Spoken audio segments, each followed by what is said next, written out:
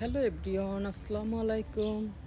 আমি একজন প্রবাসী, তাই আজকে আমি একটু কথা বলতে চাই।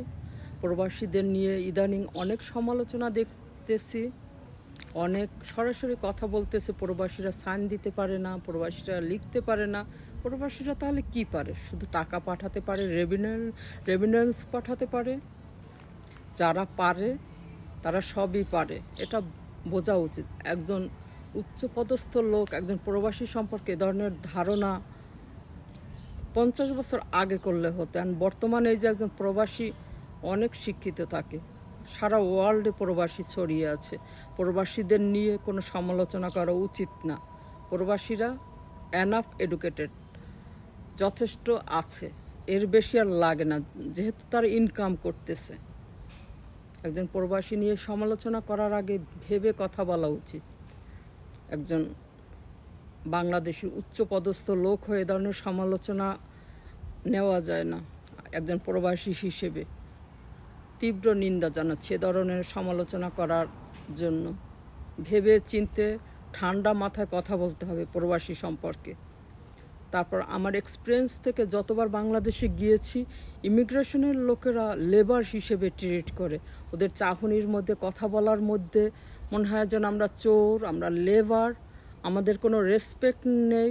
এয়ারপোর্টের ভিতর লোকেরা যখন আমাদের পাসপোর্ট চেক করে, লাগেজ চেক করে, হোয়াট ইজ দিস? কোনো নমনীয় ভাব নেই তাদের কথার মধ্যে, চাহনির মধ্যে। এটা আসলে একজন প্রবাসী হিসেবে কাম্য নয়। আমরা সবাই চলার মতো এডুকেটেড আছি, আমাদের রেসপেক্ট দেখাতে হবে বাংলাদেশ এয়ারপোর্টের ঊর্ধ্বতন কর্মকর্তাদের। এটাও আমার একটা প্রতিবাদ। আমাদের প্রবাসী টাকায় দেশের গাড়ি সচল হয়, এটাই আমাদের রেসপেক্ট, শ্রদ্ধা রেখে কথা বলতে হবে। কোনো রক্ত গরম করা কথা বললে আমরা এগুলোর তীব্র নিন্দা জানাচ্ছি। প্রবাসীদের নিয়ে বেশি কথা বলা ঠিক না, তাদেরকে থ্যাঙ্কস বলা উচিত, ধন্যবাদ বলা উচিত। সারা ওয়ার্ল্ডে প্রবাসীরা আছে ছড়িয়ে ছিটিয়ে, তাদের রেসপেক্ট করতে হবে।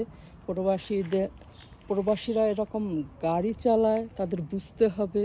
একজন গাড়ি চালাতে গেলেও পরীক্ষা দিতে হয়, বিদেশে লার্নার পারমিট নিতে হয়, টেস্ট দিতে হয়, ড্রাইভিংয়ে পাস করতে হয়। তাহলে শিক্ষিত না হলে তাহলে কি করে এগুলো হলো, এটা বুঝতে হবে। এই যে প্রত্যেকের ব্যাকইয়ার্ডে গাড়ি, এগুলো চালাতে হলো মিনিমাম শিক্ষিত দরকার আছে। যে শিক্ষিত পিএইচডি ডিগ্রি না, ইউনিভার্সিটি না, মোটামুটি বিএ পাস, এমএ পাস হলে এনাফ। অতএব প্রবাসীদের নিয়ে সমালোচনা করা মোটেই ঠিক না। জাতির কাছে, প্রবাসী যারা আছে তাদের কাছে সরি বলা উচিত। বাই।